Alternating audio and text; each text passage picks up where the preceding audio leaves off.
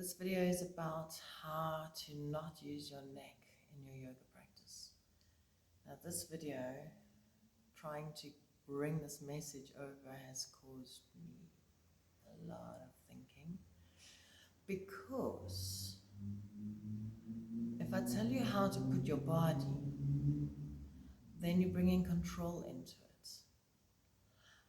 I want to just bring awareness, because it brought me to a whole understanding that who is really doing the yoga? Who is really moving your body? It's your autonomic nervous system. There's way too much information to understand how to do Pincha Mayurasana, how to do Sirsasana, how to do even just jumping back. It's not in the control of the brain. It's in the letting go of the brain.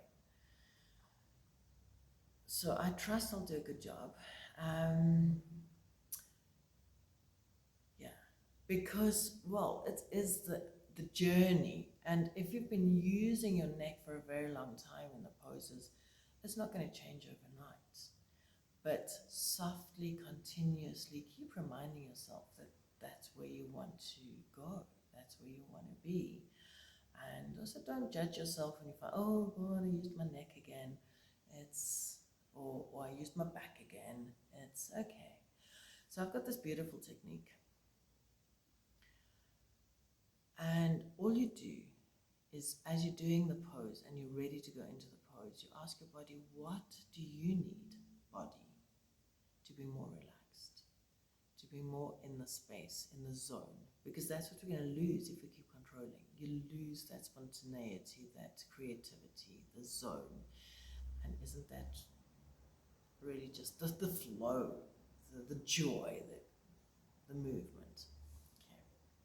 So I ask my body, what do you need? And every single time, it surprises me, is the body's asked for a position that no teacher would actually has ever said. It's like, what? That's like, people will frown upon that. Your head is like way back, or your chest is like way up. And where can you move to bring that relaxation? Okay.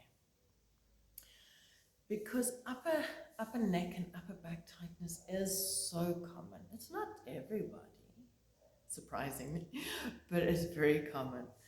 So I want to just start with basic how you hold your neck. So there's kind of two ways people arch the back, and that will be dropping the head forward, or people, and I don't know why slouching got such a bad rap. So now their head's again in a extended forward position. And this, I for definitely know it's a weak lat when you're arching. This just can't even pick up. Weak rib cage in the front, weak lat. For this one, weak stomach, I don't know. Okay. So in any case, I don't know why I got such a bad rap, because if you watch from this position, I have to find stomach, ribs, shoulders, head, chin. That's a lot to change to get into the soft straightness where I'm not working my neck. Whereas a slouch is all I have to do is start lifting the belly and extend through the crown of the head, and everything just pops into place. So you could maybe still sitting with a bit of this, and then you just let it. So don't even worry about the pecs. We discovered this morning in class, like how much can we just relax this? Yeah. So just feel, you can massage it. It's like, you put a tennis ball on that, and it's grindy. And then that's the part where you just want to soften, and then the head will naturally want to come back. Okay. And when you start changing a habit pattern like that, be patient with yourself, because you have to retrain the autonomic nervous system, the subconscious, because your subconscious believes, no, that's the way I know it. That's good. That's the way I'm going to do it. I'm going to pull the neck. And you also have to physically retrain, because those muscles are the strong ones. It's like, don't tell me not to work. I know how to do this. And you go, no, wait. what if we, now all of a sudden the shoulders are going to go, what? You want to use us? Okay, so this, the strength along the shoulder girdle is of vital importance. So that for me, the lat and the retraction and the lift in the belly, the head in Jalandhara bandha, and then the last thing is the lift from the navel up. So you'll find, and it's quite, I remember my teacher saying to me, if you stand up straight and look confident, the pose already just is already done. And I was like, this woman, you're asking so much from me now to be confident. I couldn't. I was like, yeah, poor little me, I can't do this pose and I'm not good enough. And then all of a sudden, it's like just too much to ask in one day. Okay, but subtly reminding, wait a minute, how about if I, just open up the, now I want to lift the tummy, because as soon as the shoulders open, you don't want to arch. Okay, and the ribs down, and then you open up. Okay, so I want to just give a few poses to, but it really goes throughout my whole practice, and for me, it's when I'm getting to inversions that it really gets tough for me, because I don't know how to use the lats. I don't know how to hang the head. It's quite a normal thing, like you're really always sitting, you're always really standing, you're upright. So when does it ever feel like you can feel the shoulders and just let the head hang? Okay, and then again, another thing is tight shoulders. If, not even this tightness, this is for me more, well, for me, maybe that was where my tightness was, is being able to lift the arm up there. So if, it's like, yeah, so to hug it in, to stretch it out, okay, so, and it's that openness, but we'll see as we let the head hang and we extend, it's going to work on opening the shoulders more. So let me just try and describe it in each. Let me just try and describe it in each pose. Let's see. Okay. My first fun one is Baddha Konasana. You might not like Baddha Konasana. It's not a pose liked by many, I think. Okay.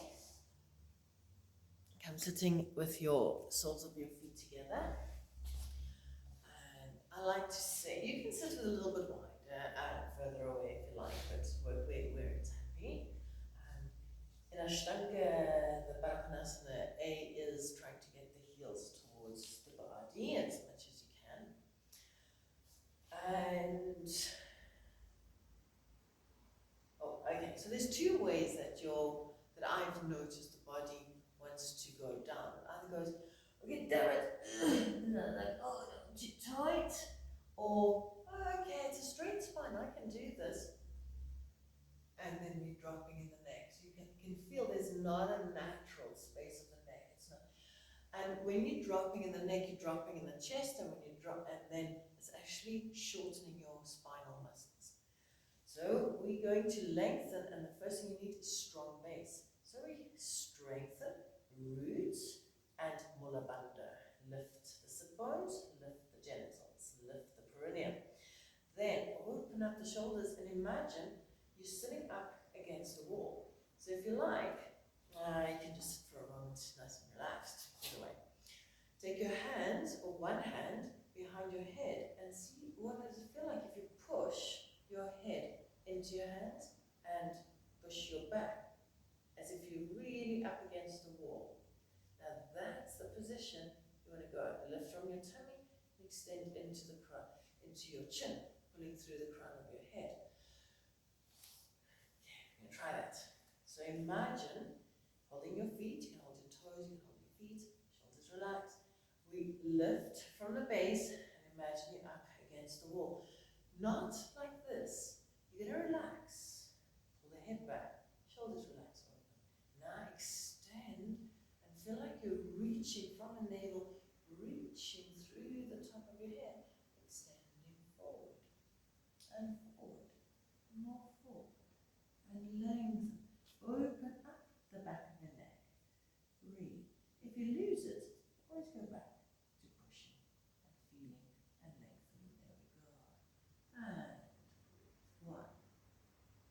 2 strong legs, scoop belly, 3, 4, 5.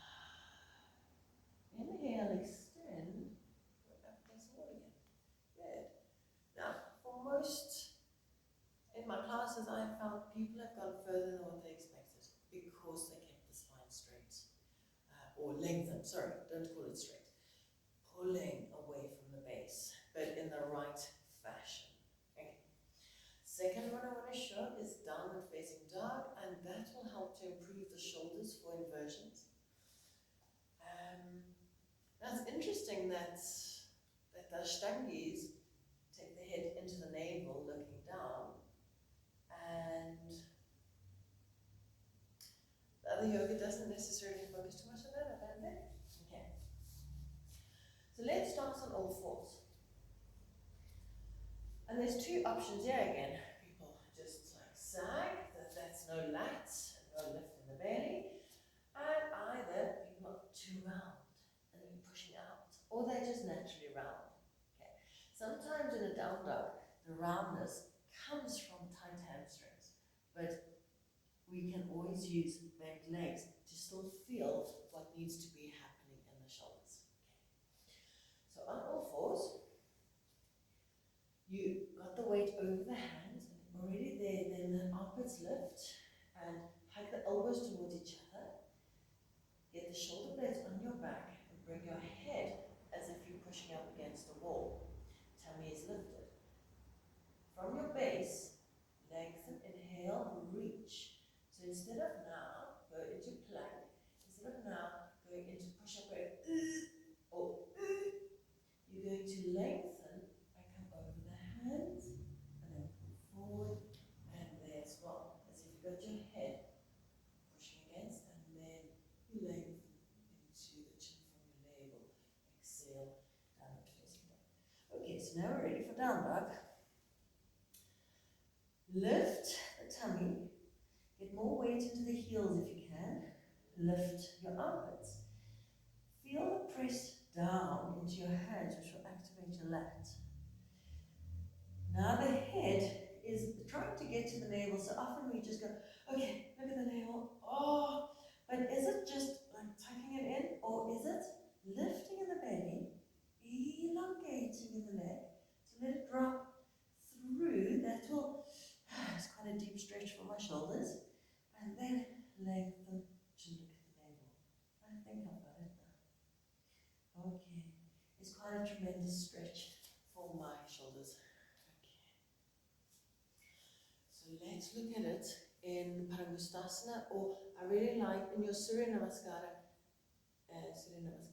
you have to do the half Uttanasana, like in the Indians say head up, head up. Then I used to do that, so I started saying chest up.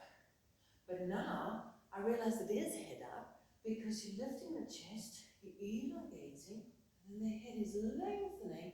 But if I couldn't get it, I don't expect anybody else to understand it, so I'm staying with lengthening the spine. Okay, let's try it.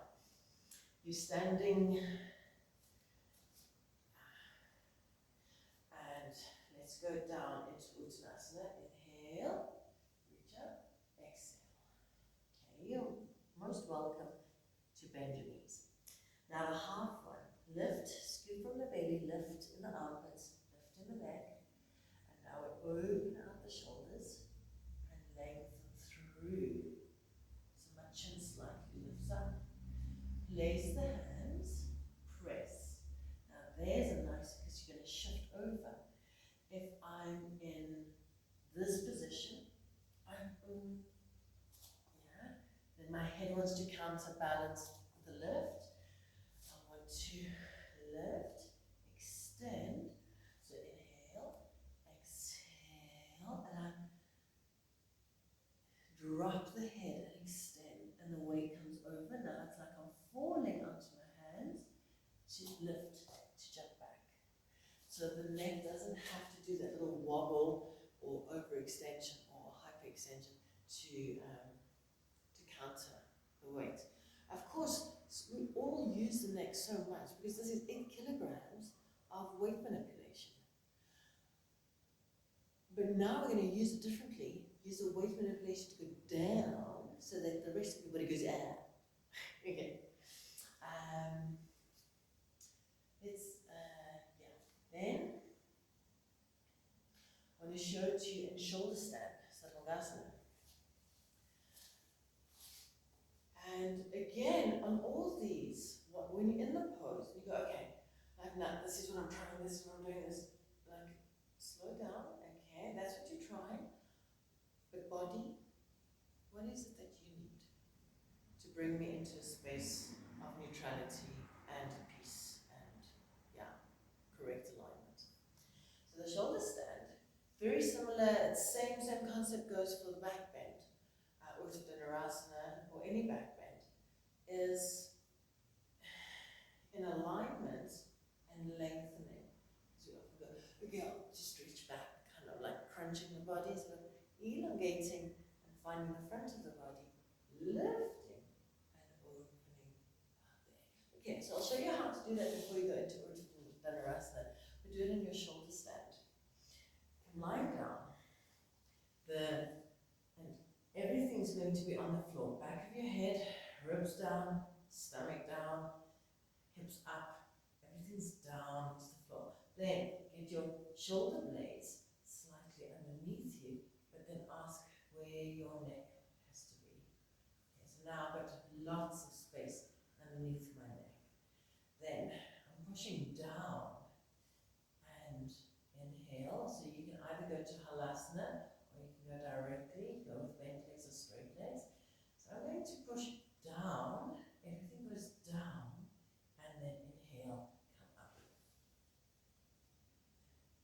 And then you try to open up your neck instead of crunching and bringing yourself on. You are softening, opening the neck as if you're pressing it up against the wall. Okay, so give that a try. And so yeah, that Baddha Konasana would be all forward folds, all forward stretches is going in that kind of fashion. Would you like to see it in Parsvuttanasana?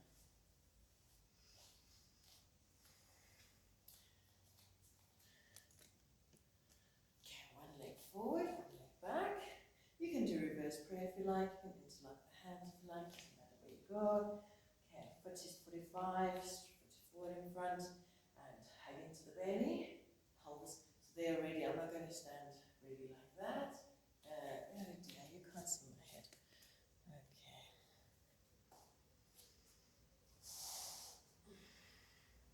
Okay, let's try it in Parsvuttanasana.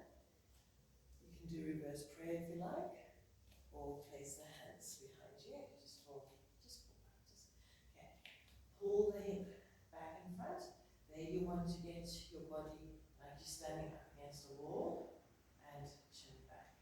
Then inhale, lift your inner thighs, and you start to elongate. Strong legs, you'll feel both insides of your feet. So lengthen forward. Lifting and scooping the belly, and you elongate more. So the hamstring might complain, keep strong and length.